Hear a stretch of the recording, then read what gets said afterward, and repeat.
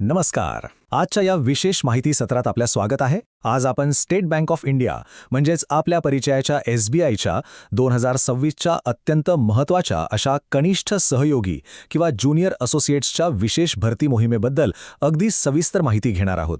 चला तर मग वेळ न देवता थेट सुरू करूया. आजच्या या सत्रात आपण नेमक्या कोणत्या गोष्टींवर चर्चा करणार आहोत तर सर्वात आधी या संधीची ओळख, त्यानंतर महत्त्वाच्या तारखा आणि रिक्त पदे, वयोमर्यादा आणि पात्रता, स्थानिक भाषेची अतिशय महत्त्वाची अट, निवड प्रक्रियेचा संपूर्ण आढावा आणि शेवटी अर्ज कसा करायचा आणि कागदपत्रांचे कठोर नियम. सुरुवात करूया पहिल्या भागापासून. या संधीची नेमकी ओळख आणि महत्त्व काय आहे? SBIमध्ये नोकरी मिळवणं ही एक मोठी प्रतिष्ठेची गोष्ट का मानली जाते याचं उत्तम उदाहरण या अधिकृत मुखपृष्ठावर दिलेलं आहे. स्टेट बँक ऑफ इंडियाला नुकतंच इकॉनॉमिक टाइम्स ह्युमन कॅपिटल अवॉर्ड्समध्ये तब्बल 4 वेगवेगळ्या विभागांमध्ये सुवर्ण पदक म्हणजे गोल्ड विनर म्हणून गौरविण्यात आलं आहे. थोडक्यात सांगायचं तर देशातील एका सर्वोत्तम आणि सुरक्षित नियुक्ता संस्थेसोबत काम करण्याची ही एक सुवर्ण संधी आहे. आता ही नेमकी कोणती भरती आहे तर अधिकृत सादरीकरणानुसार ही एक विशेष भरती मोहीम आहे.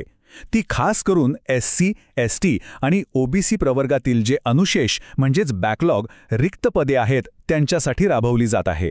आणि यातली सर्वात महत्त्वाची गोष्ट म्हणजे संपूर्ण भारतात राबवल्या जाणाऱ्या या मोहिमेत महाराष्ट्र राज्यावर विशेष लक्ष केंद्रित करण्यात आलं आहे.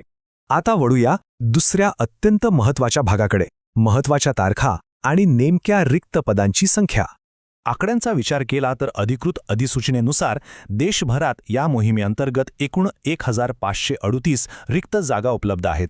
आणि यातली मोठी जमेची बाजू म्हणजे यापैकी तब्बल 165 पदे ही केवळ महाराष्ट्रासाठी राखीव ठेवण्यात आली आहेत. पण इथे वेळेचं भान ठेवणं खूप गरजेचं आहे बरं का, कारण ही संपूर्ण प्रक्रिया खूप वेगाने पुढे जातीये. उमेदवारांना नोंदणी आणि फी भरण्यासाठी फक्त 7 ऑगस्ट ते 27 ऑगस्ट 2026 एवढाच अतिशय मर्यादित वेळ आहे. त्यानंतर लगेचच म्हणजे सप्टेंबरमध्ये पूर्वपरीक्षा होईल आणि ऑक्टोबर किंवा नोव्हेंबरमध्ये थेट मुख्य परीक्षा घेतली जाईल. तिसरा भाग पाहूया, वयोमर्यादा आणि पात्रता. या पदासाठी कोण अर्ज करू शकतं? वयाचे नियम अगदी स्पष्ट आहेत.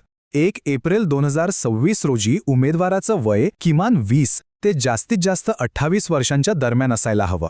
पण काळजी करण्याचं कारण नाही. काही विशिष्ट प्रवर्गांसाठी वयात सवलत दिलेली आहे. जसं की SC आणि ST उमेदवारांसाठी 5 वर्षांची तर OBC उमेदवारांसाठी 3 वर्षांची सवलत यात अधिकृतरित्या देण्यात आली आहे. शिक्षणाबद्दल सांगायचं झालं तर या लिपिक संवर्गातील पदासाठी मूलभूत पात्रता म्हणजे मान्यताप्राप्त विद्यापीठातून कोणत्याही शाखेतील पदवी म्हणजेच ग्रॅज्युएशन पूर्ण असणं अनिवार्य आहे. आता आपण चौथ्या भागाकडे येतोय, जिथे नियम अत्यंत कडक आहेत, ती म्हणजे स्थानिक भाषेची अट. हा नियम अतिशय कडक आहे. उमेदवार ज्या राज्यासाठी अर्ज करत आहेत तिथली स्थानिक भाषा त्यांना लिहिता, वाचता, बोलता आणि समजता येणं अनिवार्य आहे. मुख्य परीक्षेनंतर या भाषेची स्वतंत्र चाचणी होईल आणि ती पास न झाल्यास नियुक्ती थेट रद्द होऊ शकते. याला फक्त एकच अपवाद आहे. जर उमेदवाराच्या 10वी किंवा 12वीच्या मार्कशीटवर ती भाषा शिकल्याचा पुरावा असेल तर ही चाचणी द्यावी लागणार नाही. आणि आणखी एक कडक नियम ऐका. अधिकृत दस्तऐवजात अगदी स्पष्ट लिहिलंय की उमेदवार फक्त एकाच राज्यासाठी किंवा केंद्रशासित प्रदेशासाठी अर्ज करू शकतात. आणि एकदा नोकरी लागल्यावर आंतरराज्य बदली म्हणजेच एका राज्यातून दुसऱ्या राज्यात ट्रान्सफर अजिबात होणार नाही. 5वा भाग, निवड प्रक्रियेचा आढावा. ही सगळी प्रक्रिया पार कशी पडणार आहे? तर ही संपूर्ण निवड प्रक्रिया निश्चित अशा 3 टप्प्यांत पार पडेल. पहिला टप्पा म्हणजे 100 गुणांची ऑनलाईन पूर्वपरीक्षा. जे यात पात्र ठरतील ते दुसऱ्या टप्प्यात म्हणजे ऑनलाईन मुख्य परीक्षेत जातील. आणि शेवटी निवडलेल्या स्थानिक भाषेची चाचणी. या तिन्ही टप्प्यांतून यशस्वीपणे गेल्यावरच अंतिम निवड होईल. आणि आता शेवटचा पण अतिशय कळीचा भाग, अर्ज कसा करायचा आणि कागदपत्रांचे तांत्रिक नियम. अर्ज करण्याची प्रक्रिया पूर्णपणे ऑनलाईन आहे. SBIच्या वेबसाईटवरील करिअर्स पेजवर जाऊन करंट ओपनिंग्समध्ये या मोहिमेसाठी नोंदणी करायची आहे. फॉर्म भरताना उमेदवारांनी आपली माहिती आणि परीक्षा केंद्र अतिशय काळजीपूर्वक भरणं अपेक्षित आहे. महाराष्ट्रात अमरावती, छत्रपती संभाजीनगर, मुंबई अशी अनेक सोयीची केंद्र उपलब्ध आहेत. काही महत्त्वाच्या गोष्टी नक्की लक्षात ठेवा.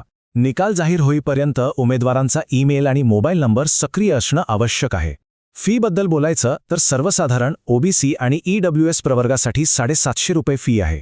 पण SC, ST आणि दिव्यांग उमेदवारांना फीमधून पूर्णपणे सूट देण्यात आली आहे. आणि हो, अर्जासोबत डाव्या हाताच्या अंगठ्याचा ठसा अपलोड करणं सक्तीचं आहे.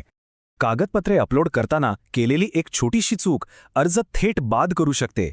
उदाहरणार्थ, उमेदवाराची सही जर कॅपिटल अक्षरांमध्ये म्हणजे मोठ्या लिपीत असेल तर ती अजिबात स्वीकारली जाणार नाही. तसंच स्वहस्ताक्षरातील घोषणापत्र म्हणजेच डिक्लेरेशन जर अस्पष्ट असेल तरीही अर्ज थेट नाकारला जाईल. त्यामुळे इथे खूप काळजी घेणं गरजेचं आहे. आणि एक असा नियम जो अनेकांना माहिती नसतो तो म्हणजे 8 फोटोंचा नियम. फॉर्म भरताना जो फोटो अपलोड केला जाईल त्याच्या किमान 8 प्रती उमेदवारांनी जपून ठेवणं आवश्यक आहे.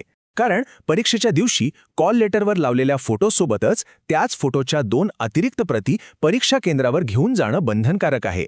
असं न केल्यास उमेदवाराला परीक्षेला बसू दिला जाणार नाही. तर या सर्व कडक अटी, नियम आणि तारखा आता पूर्णपणे स्पष्ट झाल्या आहेत. आता प्रश्न फक्त एवढाच उरतो की 2026च्या या विशेष भरती मोहिमेत आपलं स्थान पक्कं करण्यासाठी उमेदवार तयार आहेत का? वेळ फार कमी आहे आणि नियम अजिबात सूट देणारे नाहीयेत. त्यामुळे सरकारी क्षेत्रातील या नोकरीच्या सुवर्ण संधीचा फायदा घेण्यासाठी उमेदवारांनी अत्यंत अचूकतेने आणि तातडीने तयारीला लागणं आवश्यक आहे. या सविस्तर माहिती सत्रात सहभागी झाल्याबद्दल खूप खूप धन्यवाद.